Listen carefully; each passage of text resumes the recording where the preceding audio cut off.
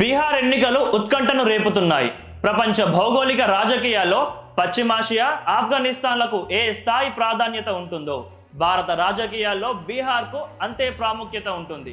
తూర్పున పశ్చిమ బెంగాల్, పశ్చిమాన ఉత్తరప్రదేశ్ సహా ఉత్తరాన నేపాల్, దక్షిణాన జార్ఖండ్ సరిహద్దులుగా ఉండటంతో బీహార్ ఎన్నికలకు అత్యంత ప్రాధాన్యం ఉంటుంది. జయప్రకాష్ నారాయణ్ ఉద్యమంగా ప్రసిద్ధి చెందిన బీహార్ మూవ్మెంట్ భారతదేశ చరిత్రలోనే తొలి అవినీతి వ్యతిరేక మహోద్యమంగా చెప్పాలి.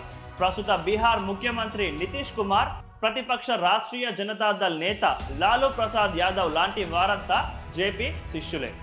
బీహార్ ఎన్నికలకు ప్రాధాన్యత, ప్రాచుర్యం ఏర్పడటానికి చాలా కారణాలున్నాయి.